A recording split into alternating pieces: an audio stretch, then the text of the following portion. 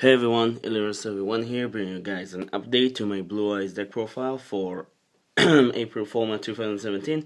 This deck is really fun, really still one of the best deck in the entire format.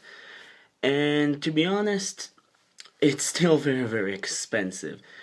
But yeah, it has like a lot of special tech I like to build, so it's not like the most generic, versions of standard. I mean, it have all of the standard, but it have a lot of my tech as well as it's a little bit more synchro oriented in my opinion because I like synchros. But without any holdups, let's get started.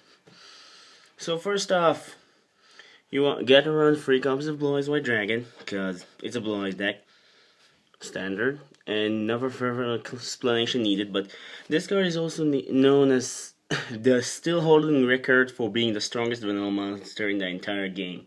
Just to let you know. And yeah, after that, you want to run 3 copies of Alternate, because it's 3 additional copies of Blue Eyes. Has the ability to special summon itself when you have a Blue Eyes in hand by revealing it. Blue Eyes White Dragon have to be the only Blue Eyes White Dragon. Cannot be special summoned by other ways before you do that. And it's also have the ability to pop a card monster, but it cannot attack this turn, so that's kind of bad, but whatever. Then you run your 2 mini dragons, mini Blue Eyes. You run 2 copies of Dragon Spirit of White. This card is amazing. Being able to deal with banishing back rows and dealing with that so much, and like if you play the Pendulum deck, it's so amazing against them. As well as it have the ability of like tag himself out when your opponent control a monster and summon the Blue Eyes White Dragon from your hand, so it's really good. Also treat it as a normal monster, and always treat it as a Blue Eyes monster. So that's it for the big dragons. Now for our little guys who support the Blue Eyes, first off we want to run 3 copies of Sage with Eyes of Blue. This guy is amazing. This guy has the ability to just single-handedly just search any light level 1 tuner in your deck, which is pretty amazing. And you have a lot of targets in this, so being able to search so much, and it's really helped. Its second ability is just to target another effect monster. If you have an effect monster, you can basically send them both to the graveyard, summon the Blue Eyes from your deck. So, in other words, if you have 2 Sages in hand and you have nothing to do with the second one, you can get those 2 to the graveyard after searching and just, Blue Eyes White Dragon. So, yeah, that's that. And then I ran 1 copy of, really seem weird to you guys, but I ran 1 copy of Master with Eyes of Blue. I like this because in late game, it's helped me to recycle my stuff. To be honest, that's the reason why I ran it. I also have the ability to just shuffle itself in the deck and add 1 and just special summon another revival from the graveyard.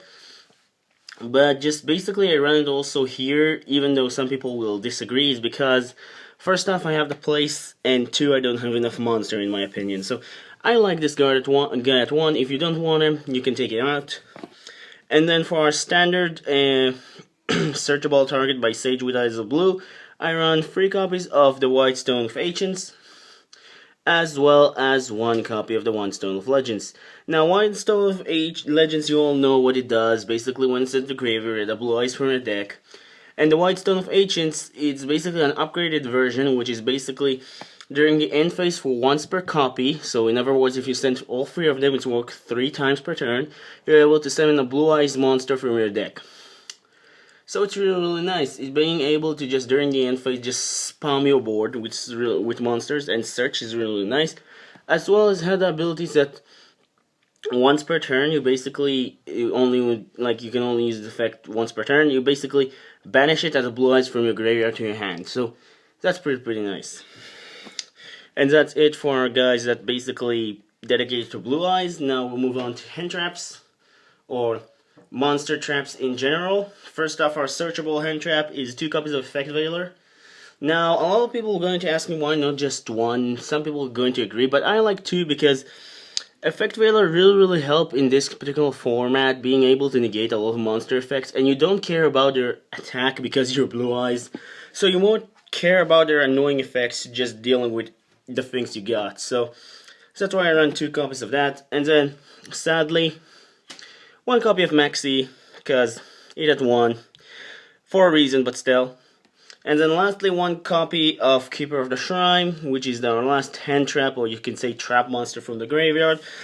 Now, a lot of people don't know what this guy does. First off, it's treated as 2 tributes for a tribute summon of a dragon type monster. Sorry for removing that. But yeah, that's really nice, but its other effect is amazing. A lot of people just thinking like not that good, but in decks like running normal dragons, it's amazing. First off, it has the ability when your dragons are getting destroyed, it's basically being able to special summon itself from the if they're not Keeper of the Shrine, of course. You're able to special summon himself from the graveyard or the hand, which is really nice if you open it with him. So yeah, it's never dead in that regard.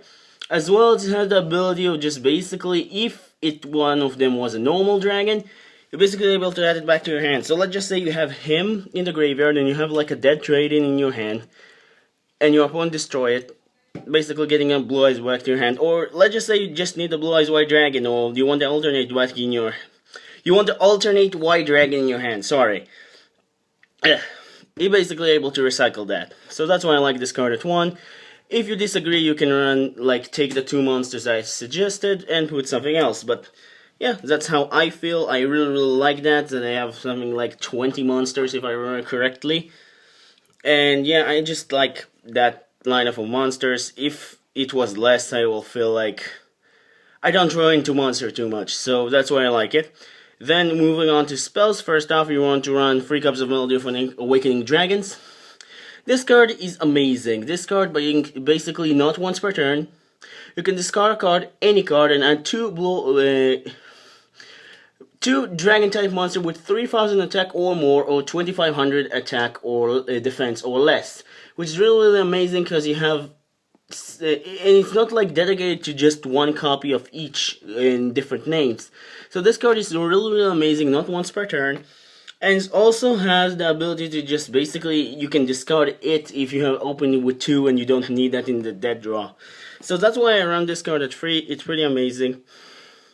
Pretty standard as well. Then I run 3 copies of Trade-In because we have a lot of level 8 dragons. So why not?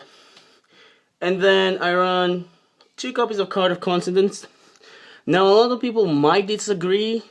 Some people will disagree because you basically don't have enough targets. You have just 4. But first off, I have Sage, you can search them. Second, I have a Master if they're in the graveyard and I'm stuck. So in other words, I kind of consider it that I have 7 copies and a half. So that's why I like this card at 2. You don't need more than 2. Most of the time it could get dead, but I think like its plus is a lot more than the minuses. So that's why I run 2. And then lastly I run 2 copies of Dark Dragon Shrine for mostly searching spells.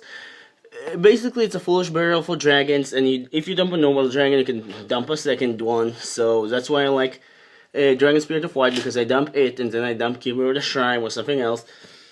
Basically, this card is just really amazing. I was considering bumping it up to 3, but I felt it's like getting really cloggy, and at 2 it's really enough. So, yeah, really simple. That Foolish Dragon, if it's a normal dragon, and what's really good about this guy is it's basically treated as a normal type when it's sent to the graveyard or in the field or in your hand.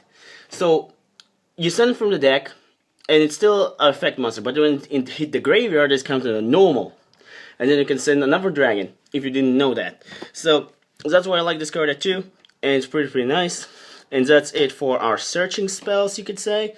Now for revival spells, I run 3 copies of Return to Dragon Lord, because any dragon deck need to run this card, can use it, need to run this card at 3, because you're running level 7 or 8 dragons, as well as being a protection for them. So yeah, that's card really amazing.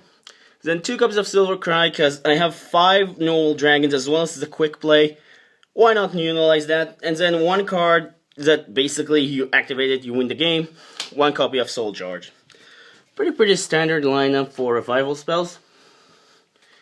Now for mostly offensive or just getting rid of board plays, I run 2 copies of Twin Twisters, because ditching cards from your hand is not a problem most of the time, and just basically getting rid of your opponent's back row is really nice.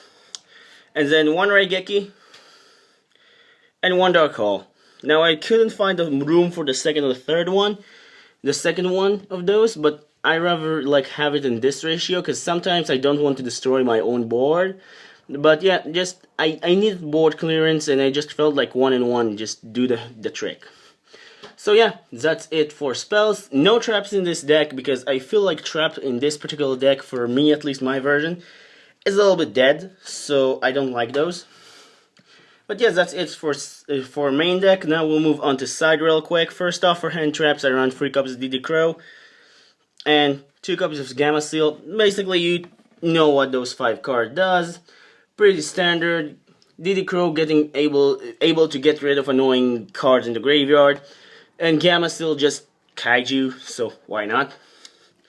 And then for Blue Eyes additional cards, I run 1 copy of Solar Cry, because it's sometimes I need to see the third one, so I don't like to main it, but sometimes in particular matches I need to main it, so I run additional copy of that. And then 1 Beacon of White, because a lot of people are going to say this is a strange way to do things, but I like Beacon of White really much. I don't like it main, but it's really good if you resolve it, because you have a lot of, if you have like 5 dragons in your graveyard, you can basically have a Blue Eyes that can attack 4 times, which is really amazing. And it's really nice to just at 1. I was considering bubbling it up in the side at 2 and just main 2 if I need to, but it's really dead more than 1. So you want to have 1. Sometimes you can push with OTKs with this. If I will take something out, I will probably take the Dark Hole and main this. I'm still considering that, but yeah, I like this card at 1. And then 3 Forbidden Chalice, because Blue Eyes don't care to giving the opponent attacks. There are 3,000 monsters, as well as they basically negating monster effects is always nice, and this card is really strong in the format. And then 1 copy of the 3rd copies of Twin Twisters, because sometimes you need it. And then for traps, really weird trap lineup, but I run 1 copy of Compulse, 1 copy of Torrential Tribute for Never Clearance, 1 Strike, and 1 Warning. Now, if you want to run the additional 2 strikes, you can, but I felt like Torrential Tribute, just clearing the opponent's board sometimes is really good. And the Compulse just basically will be really strong cards when the Link cards will come out, because just basically instantly taking the card off after they use their hand is really nice. And in general, it's really good before the card is summoned. So, yeah, you want to run that, and that's it for my side. Now we'll move to extra real quick. First off, for our fusions, I run 1 copy of Twin Burst. Really simple. You don't need any polymerization card. Just need it at 1. And it's really nice. Send 2 Blue Eyes from your field to the graveyard. Blue Eyes White Dragons, of course. Then it basically can attack twice, and it's not destroyed by battle. And it can basically banish a card that basically battle it and not destroyed. So I like this card at 1. It's really amazing and can be helpful for out of situations that you're stuck with the stronger monsters. Now, for our synchros, which I like said earlier, it's really heavy. I run first off the main synchro monster is Blue Eyes Spirit Dragon. This card is amazing. First off, being able to stack your opponent to just summon 1 monster at a time, it's really good. Second, have the ability to negate a card in the graveyard, really good as well. And third, being able to tag himself out and summon a light dragon synchro type monster from your extra deck is also really amazing. Sure, most of the time it just basically, if it's not like some particular cards that get destroyed, but it's still, being able to tag himself out is amazing. You can do a lot of play with that. And then for our main tag out counter card, not counter card, main card you want to tag out for, you want to run 2 copies of Azure Eyes. Now there's some people who like to run 1, but I just felt like most of the time you need the second one, especially late game, because it can protect your dragons. And sometimes they get rid of that, and this card can also revive dragons, so normal type dragons. So yeah, you want to run 1 card of that, 2 cards of that. And then for mostly other targets you want to use that card on, first off, I run 1 Stardust Spark.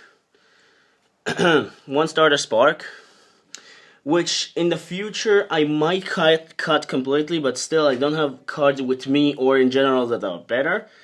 For the time being, I might cut it out when the number 68 will come out. I still consider 1 card to cut out, but still we'll see. Then one copy of Michael, because this card is amazing. Being able to banish a card for just 1,000 is really nice. And then one copy of Black Rose Moonlight Dragon, because basically it's help you getting rid of some monsters. So yeah, that's it for our cards that I like to basically tug out. And then because I have some level 7 synchros that I can be able to tug out during my own turn, I run one copy of Crystal Wing and one copy of Omega. Because those two cards are really strong in the game still. Crystal Wing being able to just basically negate monsters, and also Revival. Card you can revive with Return of the Dragon Lords, it's super crazy. And Omega being able to shuffle himself on another card, really nice. So you can use it again, and also have the ability to just basically return like stones to your graveyard is really good. So yeah, that's why I run those two, and that's it for synchros. We'll move on to Xyz. First off, my unusual Galaxy and lineup. First off, I run one Dark Matter, one full armor, one Cypher, and because I don't have a 38, I run one copy of number 62 Galaxy Eyes Prime Photon Dragon. I like this card at 1, still really good card. But yeah, I run this card at 1. And then lastly, I run, because I don't have any rank 8s at the moment unfortunately, I run one copy of Heliopolis, which probably will be switched for Sylvan Princess Sprite. Like, this card and this, when we'll get like the Megatons and the Maximum Crisis, I might change this one to Princess Sprite, even though it's not the best, but still an option. And this I'll change probably to 68, because 68 is pretty good card. But yeah, that's it for Xyz, and in particularly, that's it for this particular Blue Eyes White Dragon deck profile. Hope you guys enjoy. Don't forget to like and subscribe, and it's really helped me out. And I'll see you guys in the next one. Bye.